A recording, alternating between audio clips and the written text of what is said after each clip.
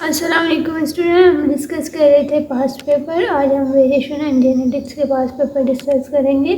उसमें सबसे पहला क्वेश्चन है कि which phase the DNA content of cell is double.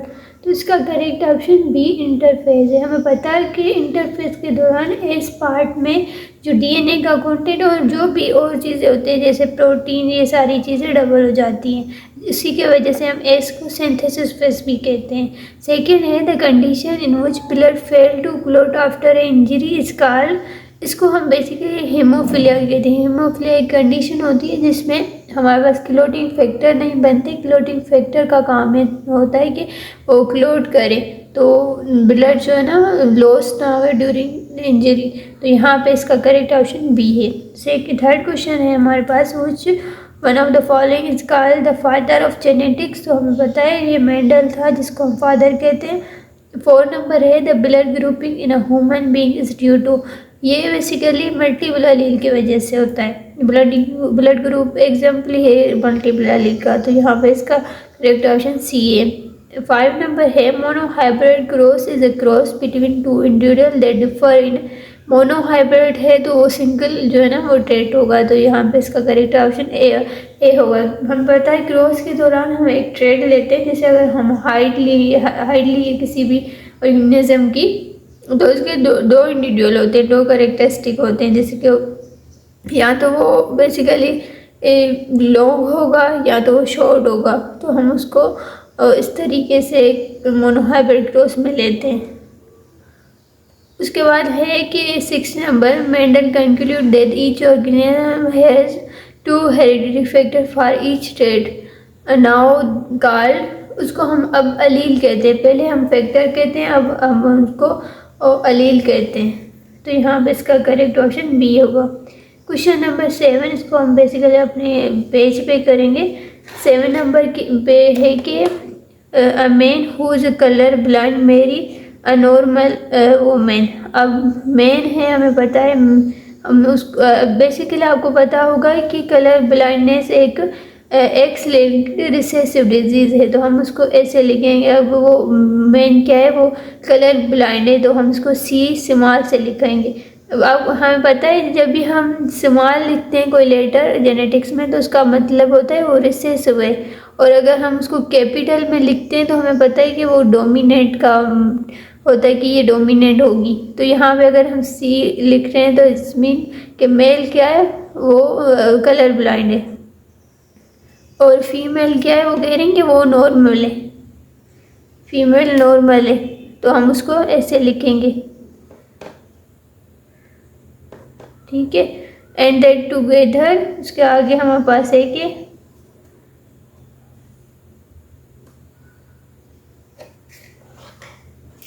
Have a daughter who is not colour blind. उन दोनों की डॉटर है जो कलर ब्लाइंड नहीं है, राइट।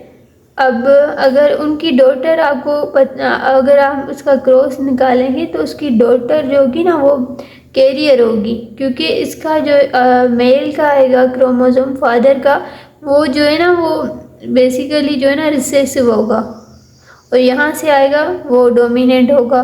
तो बेसिकली यहाँ पे जो फीमेल होगी वो नॉर्मल तो होगी लेकिन वो जो होगी कैरियर, उसको हम कैरियर कहेंगे कि उसके पास एक जीन ऐसा होगा जो डिजीज़ काज करेगा। तो यहाँ पे कह रहे हैं कि वो कलर ब्लाइंड तो नहीं है लेकिन वो कैरियर है। अगर हम इस इंफॉर्मेशन के हिसाब से देखेंगे, वो डायरेक्ट क्वेश्चन में बताया नहीं है कि वो जो है ना कैरियर है, लेकिन कैरियर जो है उसको डिजीज़ नहीं होती लेकिन उसमें एबिलिटी होती है कि वो डिजीज़ काज कर सकती है, राइट। उसके बाद हमें कह रहा है if the daughter marry a man with a normal vision. अब इसका बोल रहे हैं कि ये जो है ना एक नॉर्मल पर्सन से मैरी करती है, ठीक है। अब अगर हम उसको ऐसे लिखें, नॉर्मल पर्सन में जो है ना वो सी कैपिटल होगा। कैपिटल का मतलब है कि वहाँ पे डिजीज काज नहीं होगी, राइट। उसके बाद करेंगे what is the probability of the first child being a son who is a colour blind. आपसे पूछ रहे हैं कि बेसिकली जो सन होंगे इन दोनों की वो उसमें क्या प्रोबेबिलिटी होगी कि उसमें वो कलर ब्लाइंड डिजीज होगी या नहीं। अगर हम इन दोनों का क्रॉस निकालें तो इस तरीके से लिखेंगे कि हम पहले तो ये बॉक्स बनाएंगे, राइट।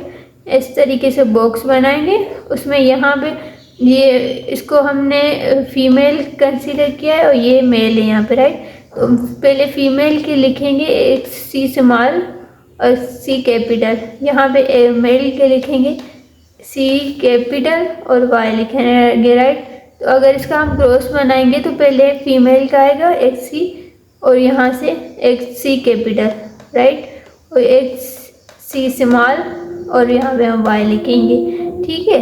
एक्स यहाँ पे कैपिटल आएगा और यहाँ पे भी कैपिटल आएगा, ये कैपिटल और वाई। आप देखेंगे यहाँ पे जो है ना, अगर सन को देखें तो दो सन आए, एक में एक सी स्मॉल है और दूसरे में सी कैपिटल है। मीन्स के 50% चांसेस होंगे कि वो जो सन होंगे वो कलर ब्लाइंड होंगे, राइट। कलर ब्लाइंड इसलिए भी यहाँ पे सी स्मॉल आ रहा है क्योंकि इनकी जो मदर है वो कैरियर है। मदर से एक जो है ना वो जाएगा, एक सन के पास एक जाएगा और दूसरे में सही जाएगा। जो कैपिटल है वो सही जीन है और जो स्मॉल है वो जो है ना वो डिफेक्ट जीन है। तो डिफेक्ट जो बेसिकली उस पर डिजीज़ काज करेगा। तो यहाँ पे 50% चांसेस होंगे कि वो जो सन होगा वो कलर ब्लाइंड होगा।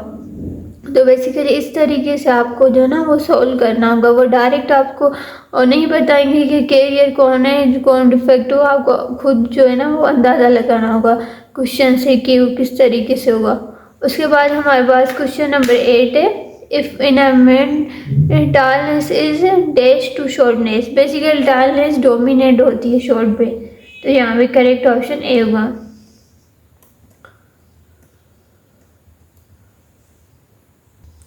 उसके बाद हमारे पास एक और क्वेश्चन है कि which statement is about dominant and recessive allele is not correct। तो ए में है dominant characteristic is seen in the phenotype of heterozygote। ये बिल्कुल सही है कि डोमिनेंट कैरेक्टरिस्टिक जो होती है वो हेटेरोजाइगोट कंडीशन में भी होती है। मतलब अगर एक डोमिनेंट का जीन हो तभी भी वो कैरेक्टरिस्टिक शो होगी।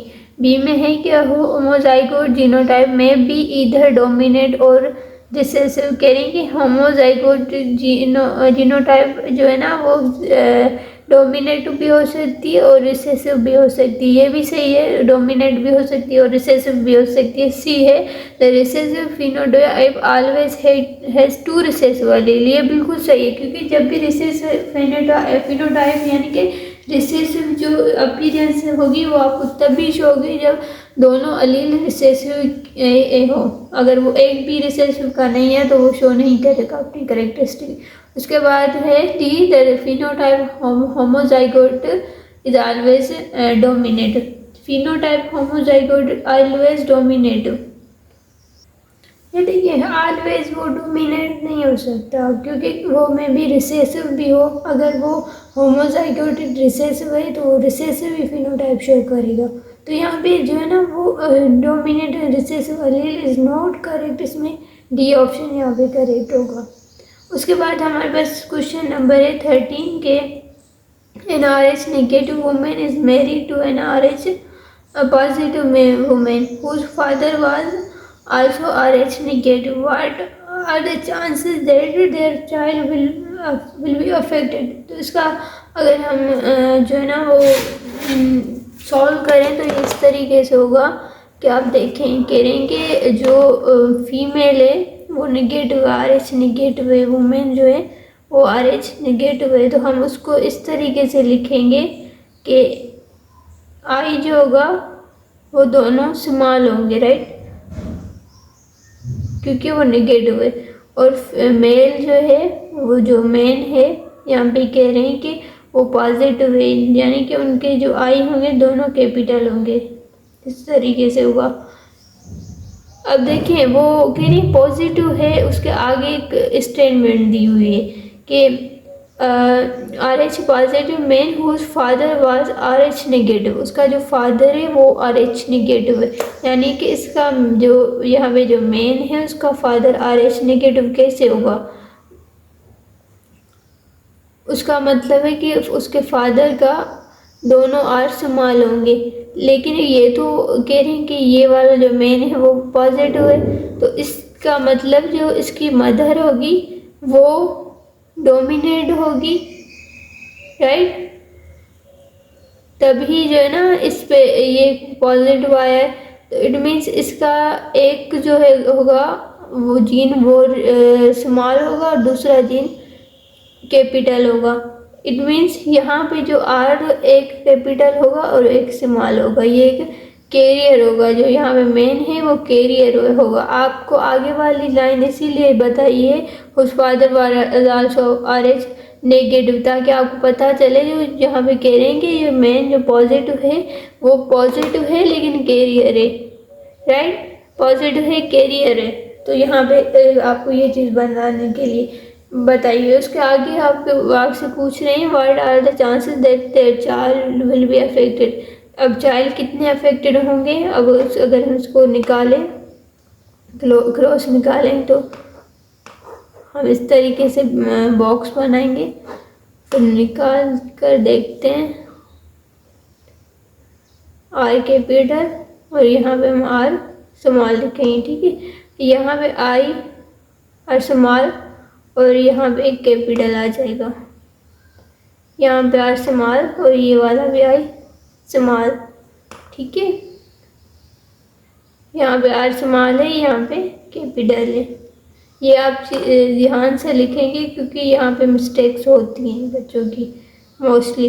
अब देखें यहाँ पे जो आधे हैं वो कैपिटल हैं और आधे स्मॉल हैं, ठीक है। तो आपसे क्या पूछा है कि what are the chances their child will be affected, तो 50% चांसेस होंगे कि वो जो बच्चे होंगे जो चाइल्ड होंगे वो जो आप नेगेटिव होंगे और 50% चांसेस होंगे कि वो पॉजिटिव होंगे, ठीक है। तो यहाँ पे इसका करेक्ट ऑप्शन बी होगा। क्वेश्चन नंबर हमारे पास 16 है। The red green colour blindness is a sex linked recessive disease. ये बेसिकली आपको बता रहे हैं कि जो कलर ब्लाइंडनेस है वो एक रिसेसिव ट्रेड है। ये बेसिकली सेक्स में भी एक्स लिंक्ड रिसेसिव डिजीज है, राइट। तो आपसे ये कह रहे हैं कि कलर ब्लाइंड मैन है, कलर ब्लाइंड मैन है यानी कि उसको डिजीज है, ठीक है। तो हम इसको इस तरीके से लिखेंगे, सी स्मॉल लिखेंगे मैन के लिए, ठीक है। उसके बाद हमसे आगे बता रहे हैं कि marries women with a normal vision, उसकी विजन नॉर्मल है। आगे आपको बता रहे हैं whose father is colour blind. अब इसका ये इसीलिए बता रहे हैं कि उसका फादर कलर ब्लाइंड है, तो ताकि आपको ये पता चले जो यहाँ पे जो फीमेल है वो जो है ना वो कैरियर है, एक कैपिटल होगा और दूसरा स्मॉल होगा क्योंकि उसका फादर जो है वो कलर ब्लाइंड है। तो आपसे पूछ रहे हैं they have a daughter what is the probability that she will be colour blind. Basically आपसे पूछ रहे हैं कि उनकी जो डॉटर होंगी इन दोनों की वो कितना % चांसेस हैं कि उनमें कलर ब्लाइंड हो। अगर हम इसका क्रॉस निकालेंगे तो हम इस तरीके से पहले इसका बॉक्स बनाएंगे, ठीक है। यहाँ पे हम जो है ना वो मेल का लिखेंगे जो उसका होगा, राइट। एक्स सी स्मॉल है और यहाँ पे वाइल को लिखेंगे, एक्स कैपिटल है और दूसरा एक्स स्मॉल है। अब अगर हम इसको निकालें तो यहाँ पे एक्स आएगा, ठीक है। एक एक्स सी स्मॉल और यहाँ पे सी कैपिटल, यहाँ पे सी स्मॉल और एक कैपिटल, यहाँ पे एक्स सी कैपिटल और वाई को हम इस तरीके से लिखेंगे क्योंकि वाई में नहीं आएगा, वो एक वाई से लिंक नहीं है करती की लाइन में। ये जो कलर ब्लाइंडनेस है वो एक्स लिंक्ड है, इसीलिए हम जो सी कलर ब्लाइंड को शो कर रहा है वो एक्स पर लिख रहे हैं, ठीक है। हम अगर एक्स को लिखें सी स्मॉल और वाई। अब आप देखें यहाँ पे एक्स वो डॉटर को शो करेगा, मान लिया है, राइट। लेकिन यहाँ पे भी सी स्मॉल है, राइट। ये वाला सी भी स्मॉल होगा। देखें ये हमने स्मॉल लिखा था, ठीक है, वाई लिखा था, यहाँ पे सी कैपिटल था, यहाँ पे सी स्मॉल था, तो यहाँ पे भी सी स्मॉल आएगा। तो इट मीन्स डॉटर जो होगी उसमें 50% चांसेस होंगे कलर ब्लाइंड के। एक दोनों में एक कैपिटल आ रहा है, एक में स्मॉल आ रहा है, दोनों दूसरे में कैपिटल आ रहा है, यानी कि यहाँ पे कैरियर होगी लेकिन वो कलर ब्लाइंड नहीं होगी। यहाँ पे दोनों स्मॉल आ रहे हैं, इट मीन्स 50% चांसेस हैं कि उसमें कलर ब्लाइंडनेस हो। उसके बाद क्वेश्चन नंबर 17 है कि the Mendel conclude that each organism has 2 heredity factor for each trait. Now अब उसको हम जो है ना अलील करेंगे। इसका करेक्ट ऑप्शन बी होगा। आज के लिए इतना, नेक्स्ट लेक्चर में इंशाल्लाह हम दूसरे चैप्टर पर डिस्कस करेंगे।